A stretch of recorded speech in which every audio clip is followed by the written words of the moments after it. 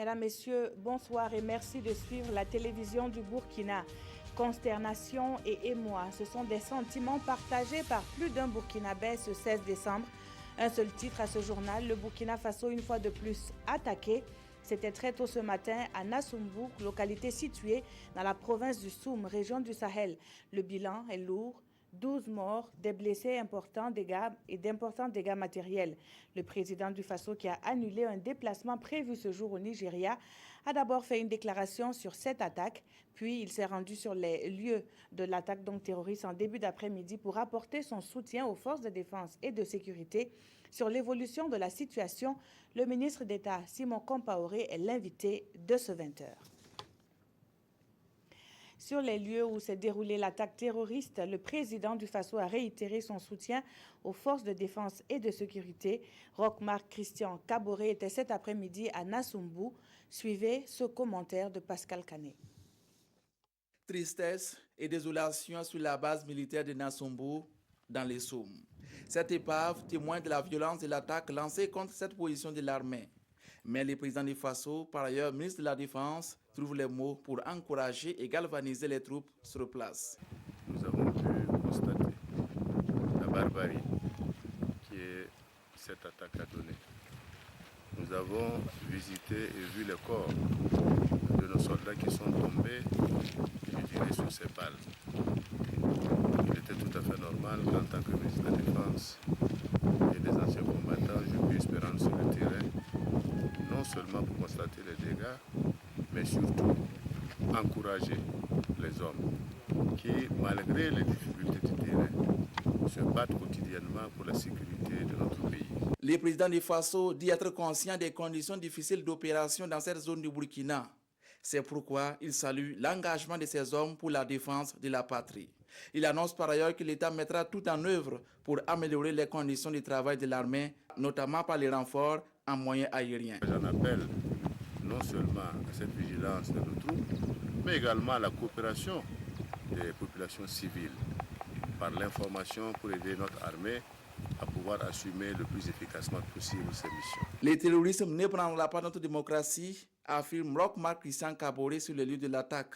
Pour cela, tout le monde doit s'impliquer, aussi bien à l'intérieur qu'aux frontières de Burkina Faso. Un peu plus tôt dans la matinée, le président du Faso a fait une déclaration face à cette nouvelle épreuve que traverse le pays, tout en condamnant fermement cette attaque. Roch-Marc Christian Kaboré rend hommage aux soldats qui ont perdu la vie. Le point avec Nong Bakouda et Aboubakar Sayon.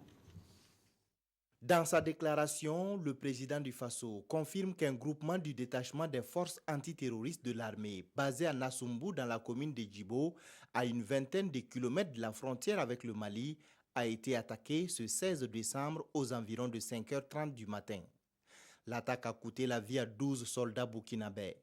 Des véhicules et des munitions ont été détruits et des bâtiments du camp incendiés. Je condamne avec fermeté cette attaque ignoble qui illustre la cruauté de leurs auteurs et justifie le plus grand mépris que nous devons avoir à leur égard, ainsi que la détermination à toute épreuve avec laquelle nous devons les combattre.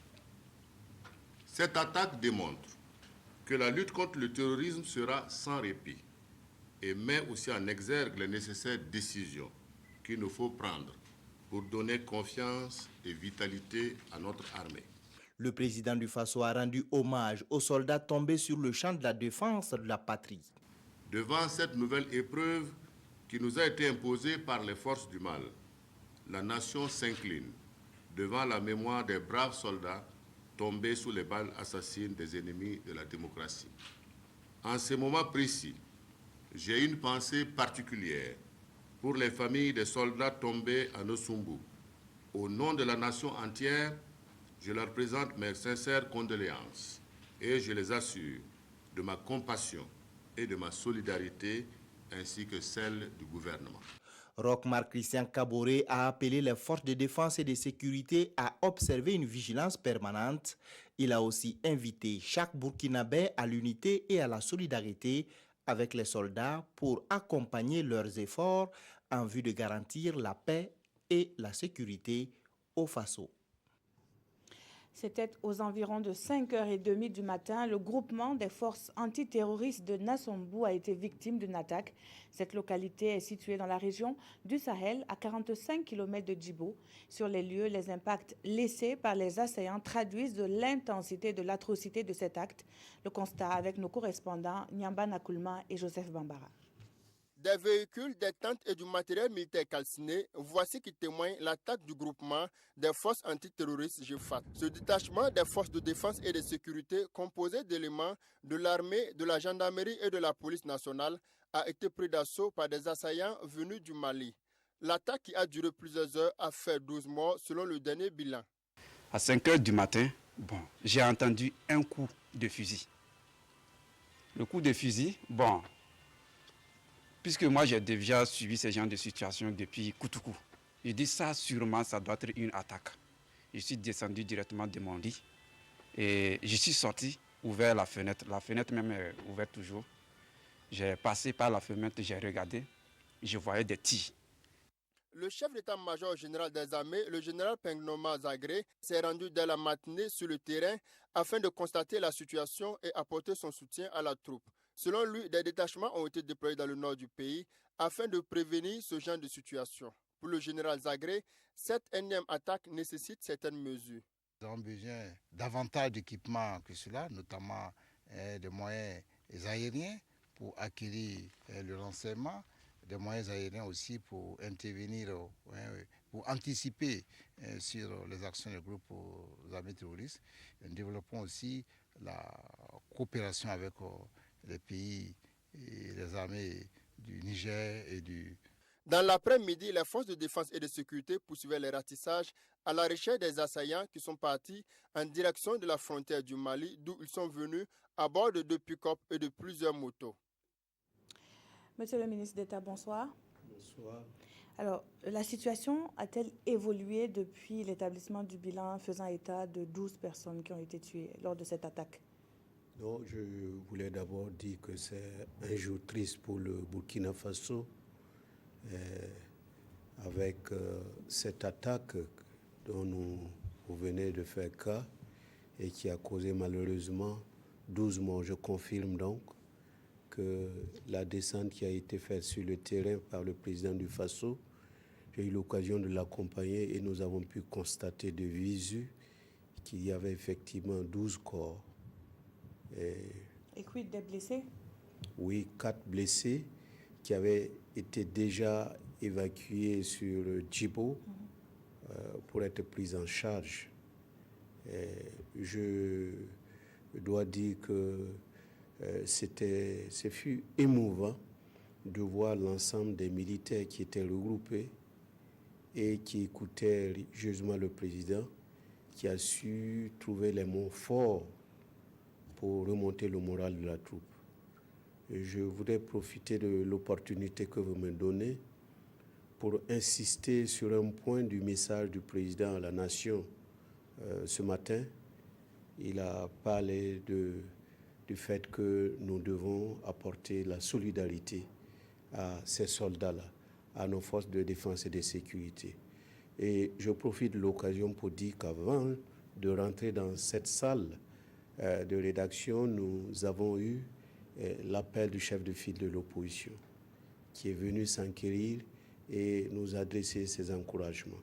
Nous avons eu également un message de M. Bassolman de la CGTB qui a également apporté un message de réconfort à la nation, au gouvernement dans cette dure épreuve. C'est ce genre d'intervention qui sont souhaités lorsque la nation rencontre des difficultés du genre. Et nous voulons profiter de l'occasion au nom des plus hautes autorités pour remercier ces personnalités et remercier tous ceux qui sont en prière pour que le Burkina Faso reste un pays respecté, un pays qui va continuer à cheminer et à accomplir sa mission.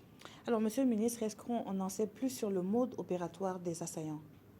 Oui, vous savez que depuis un certain temps, depuis plus de 2 semaines maintenant, nous avons organisé une vaste opération de ratissage dans la zone a regroupé des centaines de militaires, de policiers, de gendarmes, et cela aboutit à des arrestations quelquefois d'éléments dangereux. Et ce qui s'est passé ce matin, c'est comme des représailles,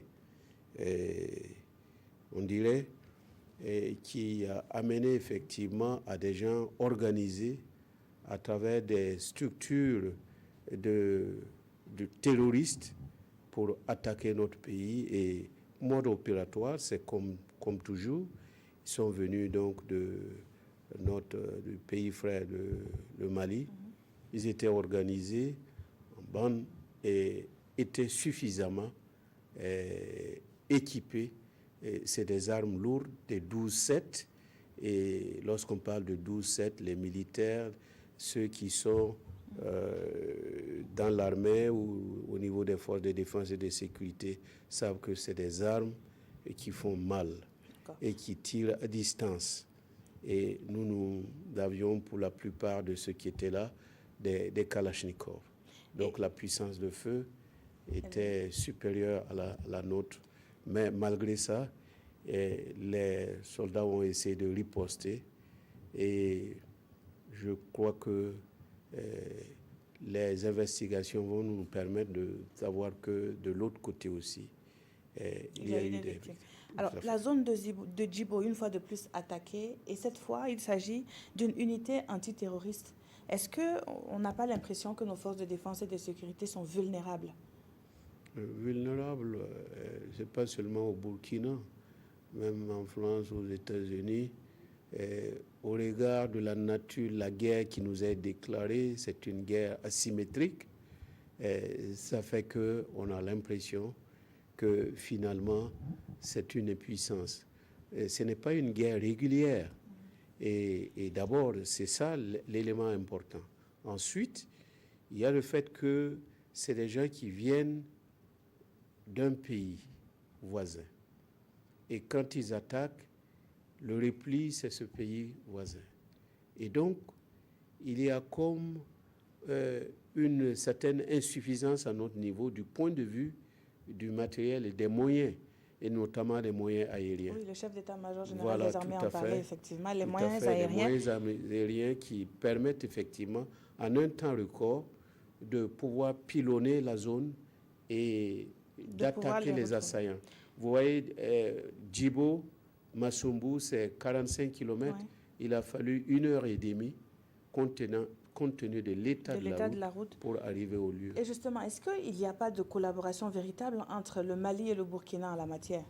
Oui, mais vous savez que malgré les efforts que les autorités maliennes font et qui sont à saluer, et c'est pourquoi nous avons jusqu'à 2 bataillons à leur côté pour les accompagner, malgré ces efforts, il n'y a que cette partie donc, de notre frontière qui nous sépare du Mali est suffisamment infiltrée par les terroristes qui ont la possibilité d'aller et venir. Et comme le Mali est vaste, malgré les efforts, il y a des difficultés à ce niveau-là. Et c'est pourquoi nous avions demandé aux Nations Unies de permettre une de nos troupes, de nos bataillons pour être plus précis, puisse revenir vers notre frontière pour constituer ce cordon de sécurité. Je crois que les choses sont en bonne voie et l'un dans l'autre, avec le renforcement des équipements dont parlait le président et avec le positionnement de ce bataillon vers notre frontière, nous allons pouvoir diminuer de manière drastique ces attaques répétées contre notre territoire, nos populations. Très bien. Merci bien, Monsieur le ministre d'État, d'avoir été sur ce plateau pour parler donc de l'évolution de la situation sur l'attaque terroriste qu'a subi le Burkina Faso en ce 16 décembre. La suite du journal, le gouvernement s'est réuni ce matin au palais de Kosiam Pour un conseil des ministres, l'on peut en retenir la volonté de mettre en place un registre national des organismes à but non lucratif. La finalité étant de barrer la route aux canaux de blanchiment d'argent. Les décrets d'application du nouveau code minier ont également été adoptés. Les précisions de Vincent Kiendrabeogo. Désormais, un registre national des organismes à but non lucratif pour se conformer aux directives communautaires. C'est l'une des décisions du Conseil des ministres de ce vendredi. Il s'agit en fait d'éviter que certaines ONG ne soient financées par des fonds dont la traçabilité pose problème. Il s'agit également de vérifier comment certaines ONG sont utilisées comme paravent dans des activités de blanchiment d'argent, de lutte de terrorisme, etc. Les zones périurbaines de Ouagadougou et de Bobo-Dioulasso pourraient bientôt connaître une électrification.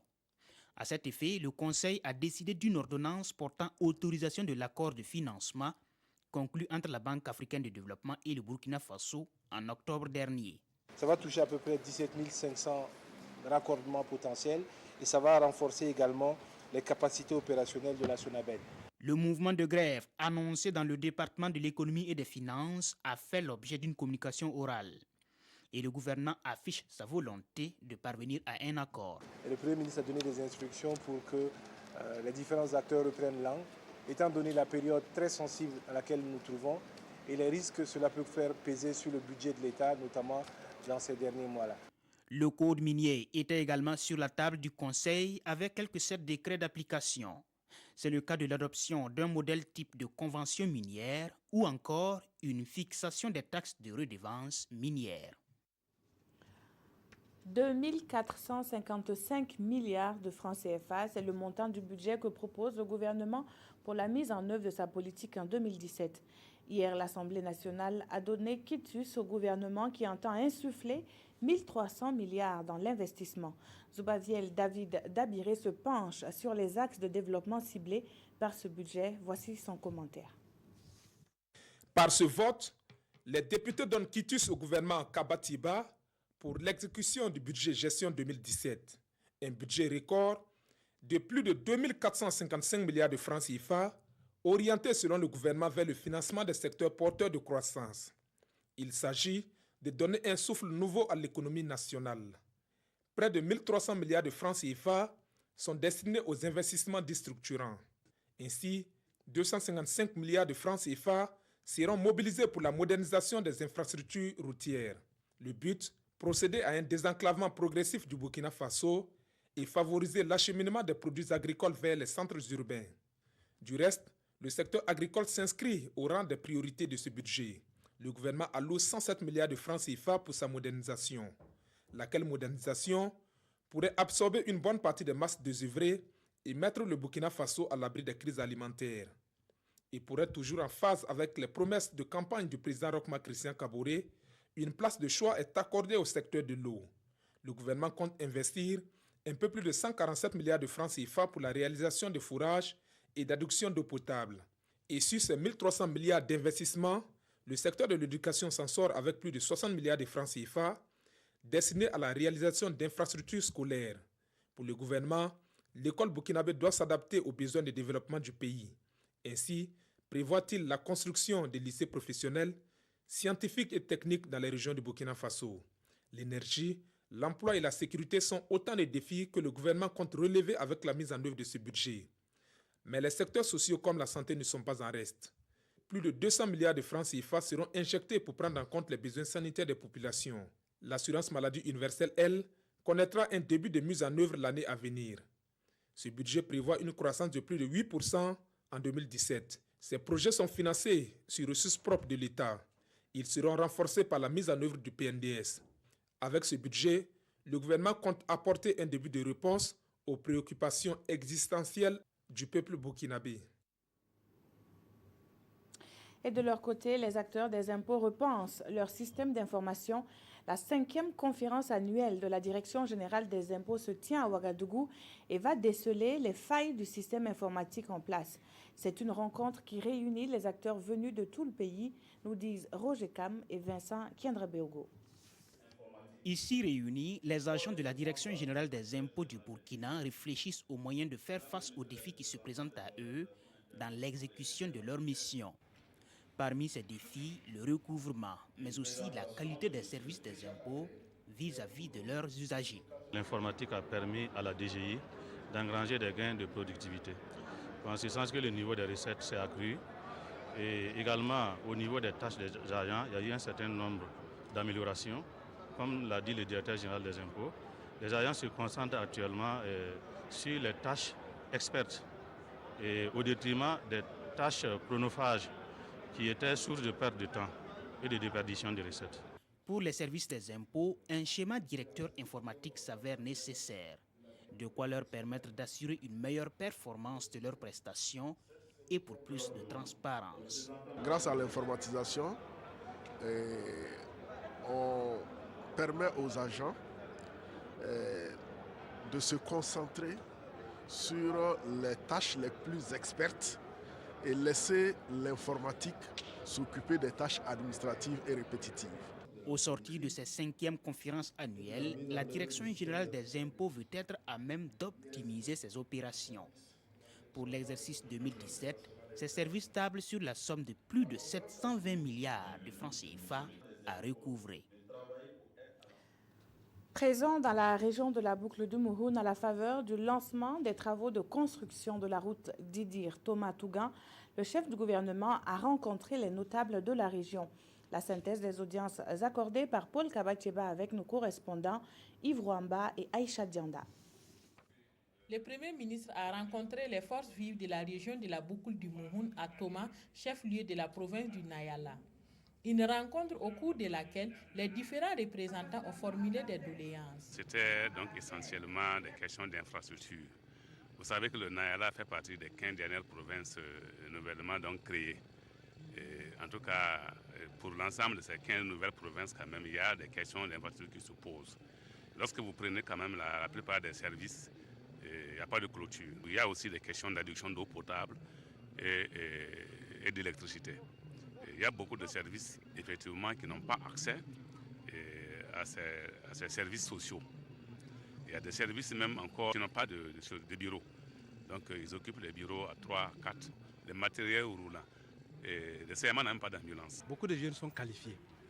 Ils attendent d'être responsabilisés aussi pour apporter leur modèle de travail aussi. Nous avons été formés, nous avons des diplômes, nous avons des compétences.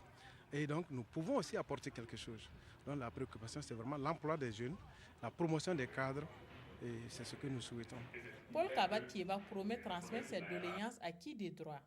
Avant la rencontre avec les forces vives, le Premier ministre a reçu en audience les chefs coutumiers et religieux et les élus de la région.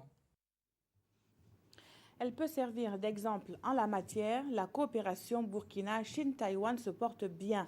Les deux parties évaluent l'exécution des projets mis en œuvre entre 2015 et 2016 et il en ressort des motifs de satisfaction.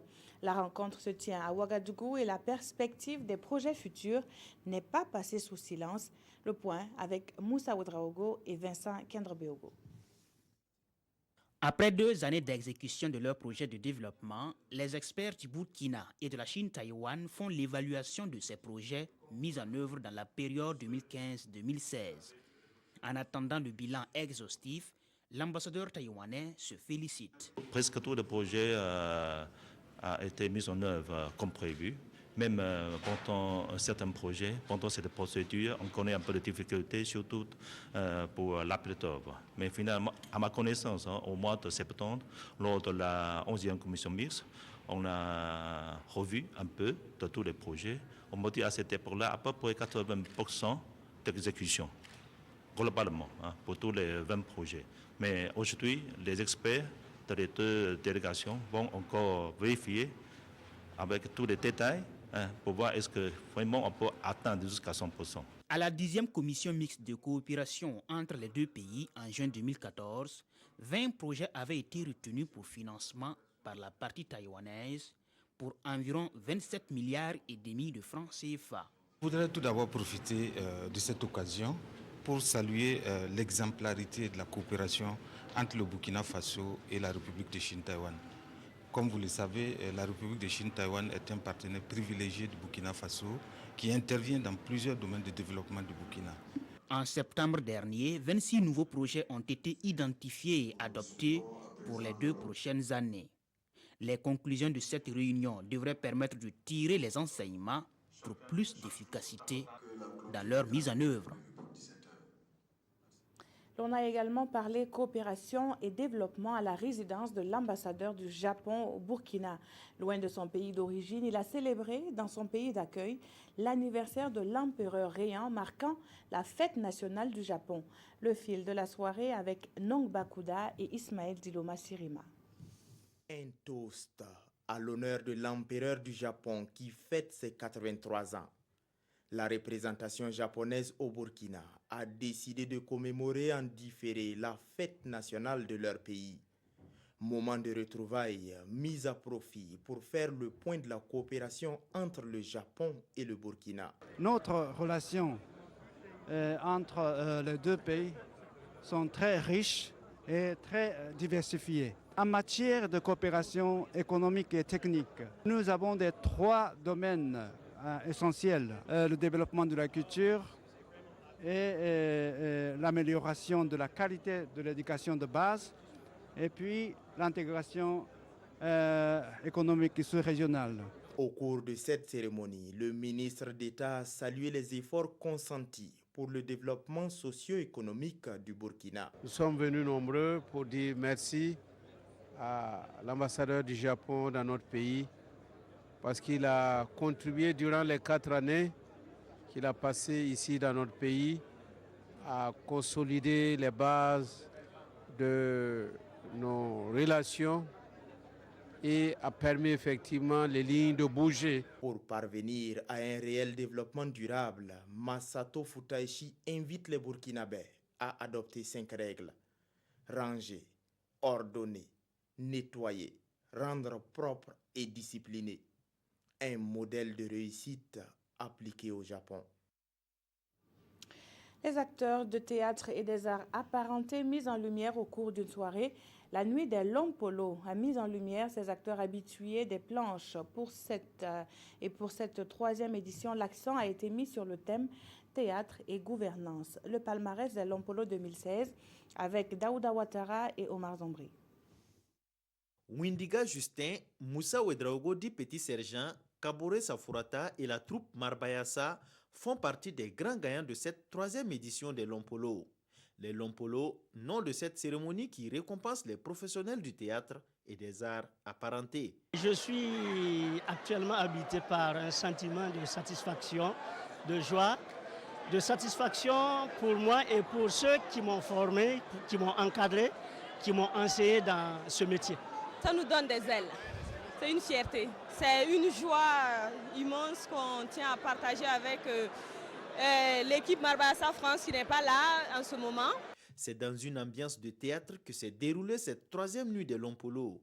Une nuit rythmée de chorégraphie, de danse et de sketch. Le thème retenu pour cette édition est théâtre et gouvernance. La question de la gouvernance est au centre des réflexions des artistes. Moi, je crois qu'il faut tirer notre chapeau à l'organisation qui a été gérée par le professeur Prosper Compaoré, Martin Zongo et toute l'équipe. On s'en est bien tiré. Je crois qu'on a fait une bonne édition, une belle édition qui ouvre encore la prochaine audition. Des Lompolo d'honneur ont été décernés aux pionniers du théâtre qui ont sémé la graine et ont fait germer cette nouvelle génération de comédiens qui fait la fierté du pays, à l'instar de Moussa Petit Sergent, sacré, RFI Talent et meilleur comédien africain. À présent, la revue des quotidiens, ils reviennent pour la plupart sur l'équipe nationale dévoilée par le sélectionneur des étalons. Cependant, tous les journaux se penchent sur le dossier d'Ibril Bassolé. La revue, c'est avec Abdoul Rasmane Zongo. Bien que coupé du Burkina, Bassolé est présent et agissant dans l'actualité nationale et lui imprime même une certaine marche. Et la polémique sur l'authentification des écoutes continue son bonhomme de chemin, suscitant au passage l'étonnement d'un confrère. Que reste-t-il dans le dossier Bassolé? Se surprend notre temps un peu en déphasage avec son temps.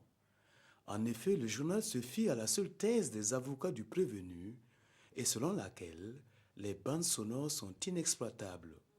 Objection, rétorque le parquet à distance, notamment dans l'Obs, argument invoqué, Les écoutes téléphoniques sont exploitables. Dans cet entre-deux, ce clair-obscur judiciaire, l'obsper son latin exclame: le droit est-il toujours droit à tous les endroits ou à certains endroits? On ne sait plus à quel sens se vouer, à quelle version croire. Qui ne dit pas la vérité, se questionne notre confrère.